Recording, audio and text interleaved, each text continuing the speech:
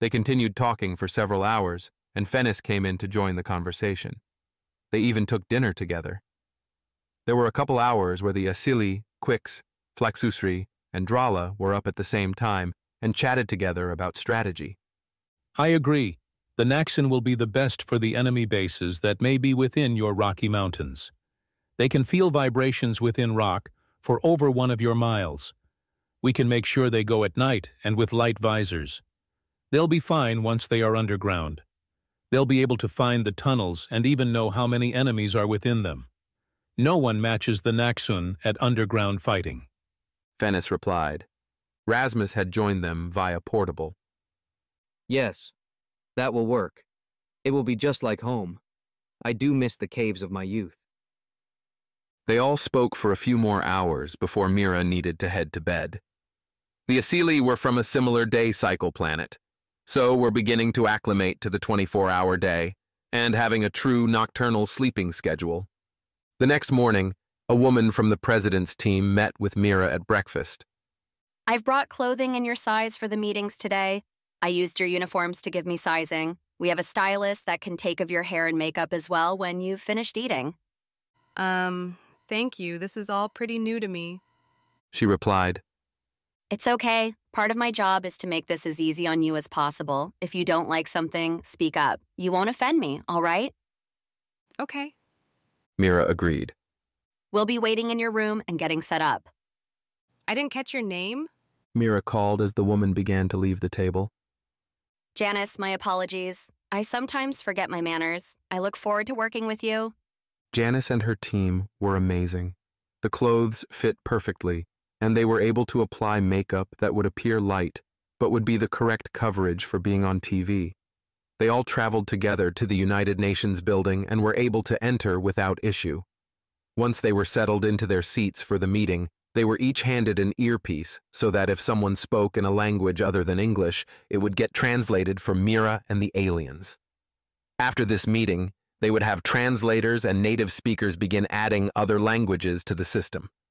Many of the translators had agreed to the translator implant, so that when the aliens spoke, they would be able to translate into the languages of their country representative.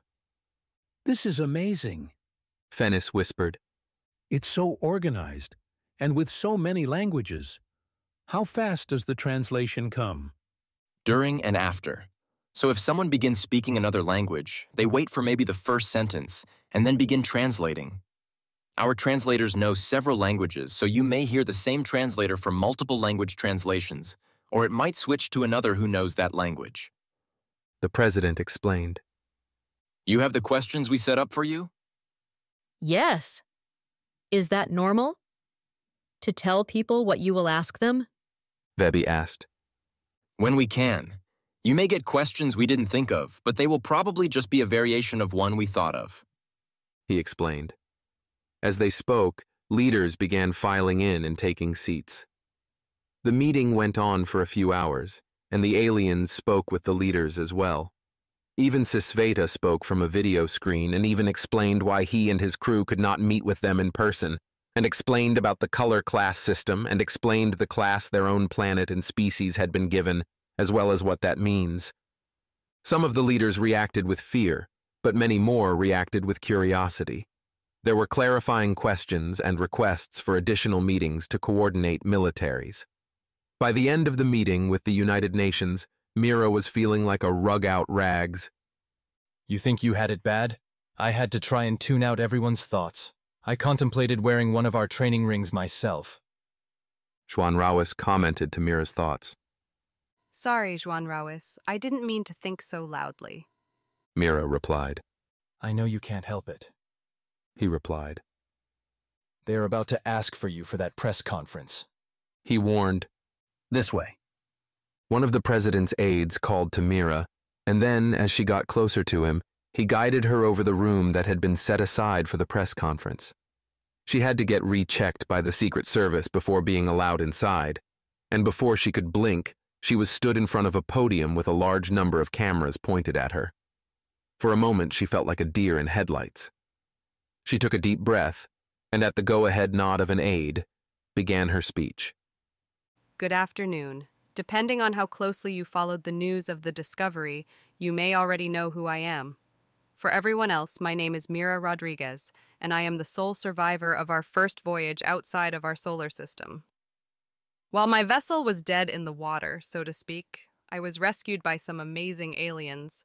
I can't wait for you all to get to know them better. Through them, I discovered many things about the universe and our own planet. I'll start with the good news. We aren't alone in our universe. It's populated with more species than our sci-fi writers could ever dream of. The group I encountered belongs to a federation of species. Their goals are for peace and to ensure that everyone has enough, and that we are all able to be friendly with each other. Just like we have always looked to the stars and hoped there were others like us that wanted to be friends, so too did they. At least most of them did. That leads me to the bad news I discovered. Just as we saw in our own world history, some people will never feel they have enough and are willing to force others into labor to chase that ever-elusive more. There are many nations that owe their place in the world to the back-breaking labor of slaves. This is also true in the universe, and those races found Earth a very long time ago and hid us away from everyone else. We are unsure of their ultimate goal. Perhaps they saw our hardiness, and yes, even among the universe, our species is very hardy and thought we would make good slaves. Perhaps they also saw humanity's stubbornness and thought we would help them enslave others.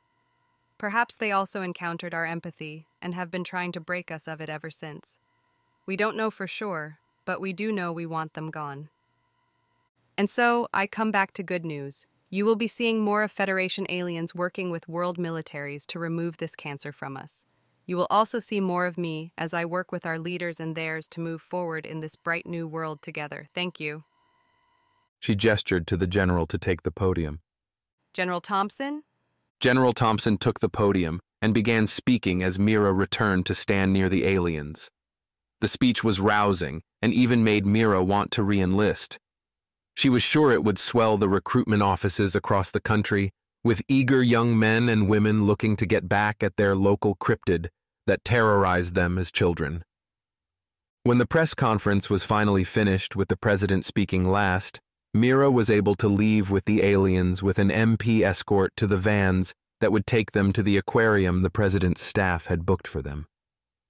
Your people are very efficient, Vaby said as they traveled, noticing that a seat has already been created for his different form, another with modifications for Schwanrawis, and another had modifications to allow for Fennis's wings and tail, each a little different from the next.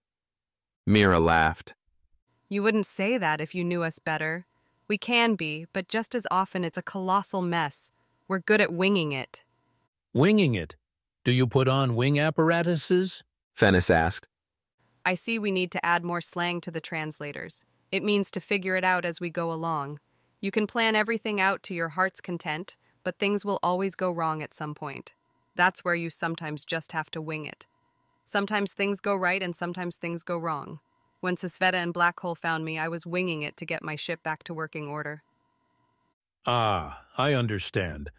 The Flex Usri have a similar saying. They use Inkit as that's the defense mechanism they use when they are out of options. We don't have a close enough saying. Fennis replied. It wasn't long before they arrived in front of the New York Aquarium in Brooklyn. The MP that had come with them exited first, and then Mira, Vaby, Fennis, and Schwanrawis exited after. They quickly entered and were greeted by a tour guide. Her name badge said Holly. Hello, my name is Holly and I'll be guiding you today. The aquarium is pretty empty, and we only have a skeleton crew today to allow you some privacy. I was told you wanted to see our resident octopus. We've named him Henry, and he's right this way. Holly was the perfect tour guide, so either she had been briefed by the president's staff or was at a point in her life where she had seen it all and was completely unbothered to be guiding around aliens. Holly led them to a large aquarium that stood taller than even Schwanrawis and was wider than all of them standing together. This is Henry's tank. He lives alone because if we added crabs or fish, he would eat them all. He was originally brought to us by a local fisherman. He was caught in a crab trap and had lost 3 of his arms. We suspect he knew that the trap would be safe from predators, and he would be getting easy snacks. The picture there on the left is when he was first brought to us, and the one on the right is from last year when we had a good photograph of him, so you can see all his arms. They are a little shorter than the others, but you can see he's made a lot of progress. Oh, here he comes. He's always curious about visitors. Henry swam out of one of his hidey holes and came towards the glass to get a better look at everyone. He seemed to focus on Vebi.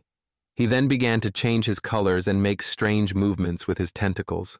Can you understand him? Mira asked Vebi. Sort of. His tentacle and color language are basic and old. He wants to know how I can stand like this and how I became so large. If they are feeding me better food. Vebi began to shift his colors and move his tentacles. I'm trying to explain, but I don't think he has the words. How strange that they became a binary sex. After a few minutes, Vebi said, He's confirmed what they think happened to him. Large predator, many teeth, much bigger than him. Sounds like a shark. Mira suggested. She had been translating for Holly at Vebi's approval. Yes, I agree. Holly replied. Is he happy here? After a few minutes, Mira translated for Vebi. Yes. Can Vebi enter the tank? Henry wants to see him closer. I think we can make an exception. If you'll follow me, I'll bring you to the access. Holly replied.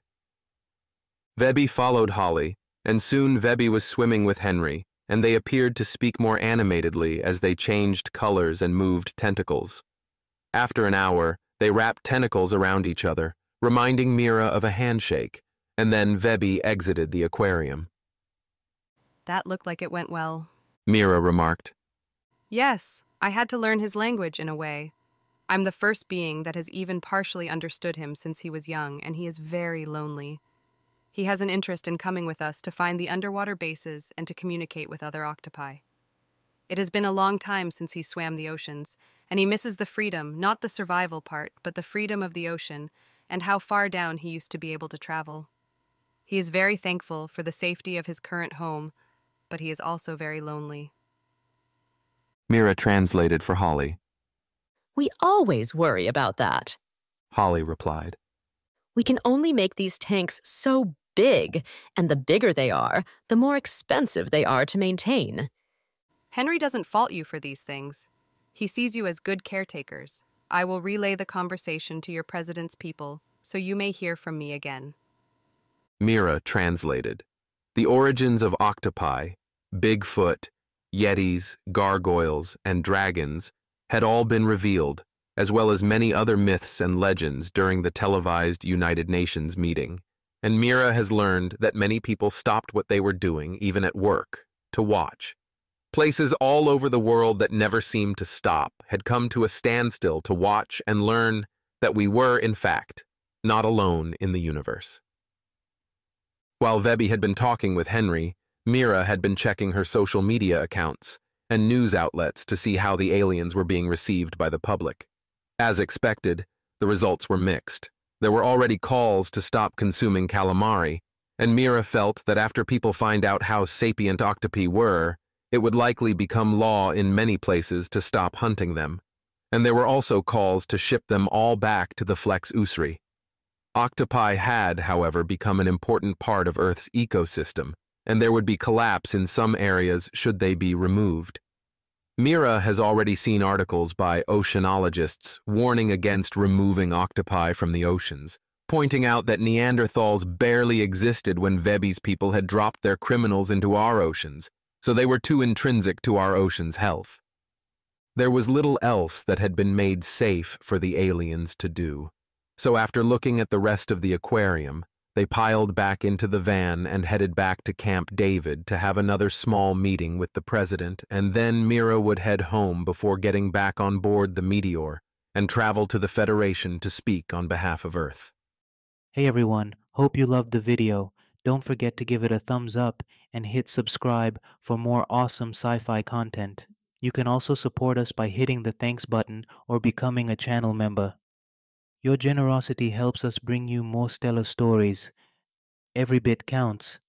Thanks a bunch.